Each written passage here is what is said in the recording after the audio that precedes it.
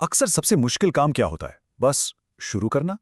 तो आज हम यही देखने वाले हैं कि एक बिल्कुल खाली सफ़े से एक प्रेजेंटेशन के फर्स्ट ड्राफ्ट तक कैसे पहुंचा जाए, और इसमें हमारी मदद करेगा जेमिनाई।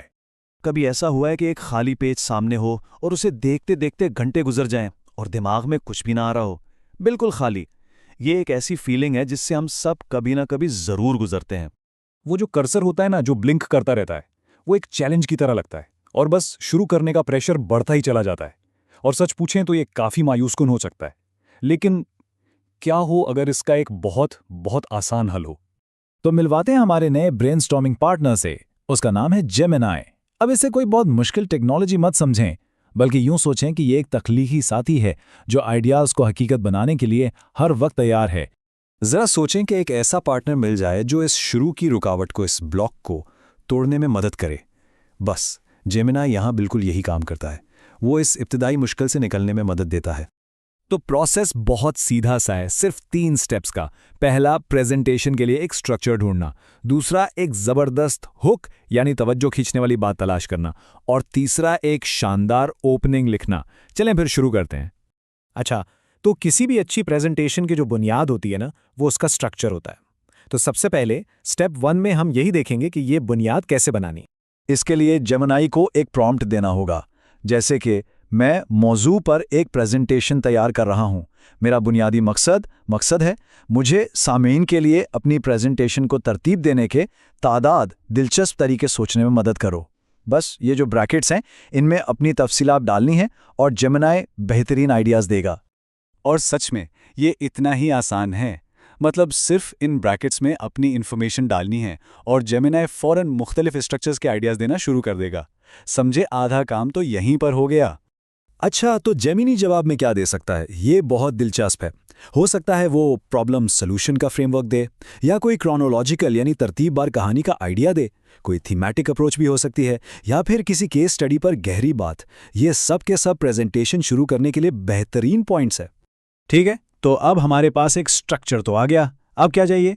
अब हमें शुरू में ही सुनने वालों की तवज्जो पकड़नी है। तो चलते हैं अपने दूसरे स्टेप की तरफ, एक जबरदस्त हुक कैसे बनाया जाए। और सबसे अच्छी बात क्या है कि नए सिरे से कुछ शुरू नहीं करना। जो पहला जवाब मिला था, इसी के ऊपर आगे सवाल किया जा सकता है।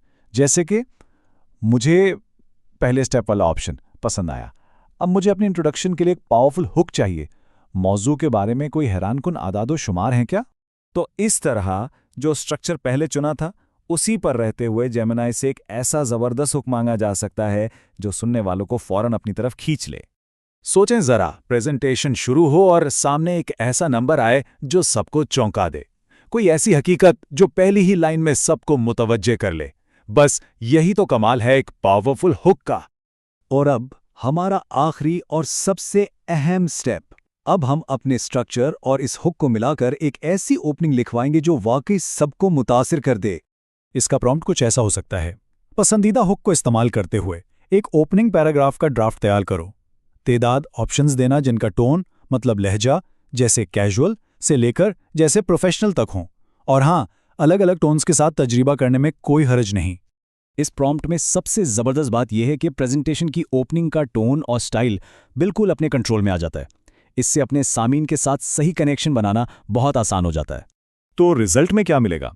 एक तरफ हो सकता है कैजुअल टोन कुछ इस तरह, क्या आप जानते थे कि जो एक दोस्ताना सा माहौल बनाता है, और दूसरी तरफ एक प्रोफेशनल टोन, हाल या डेटा के मुताबिक, जो बात में वजन पैदा करता है। अब जो भी सामीन है, उनके हिसाब से बेहतरीन ऑप्शन चुना जा सकता है। तो देखा, सिर्फ चंद मिनटों में एक खाली सफ़े से एक जबरदस्त शुरुआत तक का सफ़र तय हो गया। लेकिन याद रहे, ये तो सिर्फ शुरुआत है। ये पूरे तख्लीकी काम का पहला हिस्सा है। यहां से आगे पूरी प्रेजेंटेशन बनेगी। तो अब आगे क्या? अरे, जेमिनाई को तो और भी बहुत से कामों के लिए इस्तेमाल किया जा सकता है। किसी वर्क प्रोजेक्ट की तैयारी के लिए, अपने बिजनेस के लिए नए आइडियाज बनाने के लिए, या किसी भी और चीज पर ब्रेनस्टॉर्मिंग के लिए। इम्कानात बहुत हैं। तो ये एक बेहतरीन तरीका है इस खाली सफ़े के डर पर काबू पाने का और अपने आइडियाज़ को तेज़ी से हकीकत का रूप देने का। अब असल सवाल ये है कि अगली कौन सी बड़ी चीज़ है जिस पर ब्रेनस्टॉर्मिंग की जाएगी।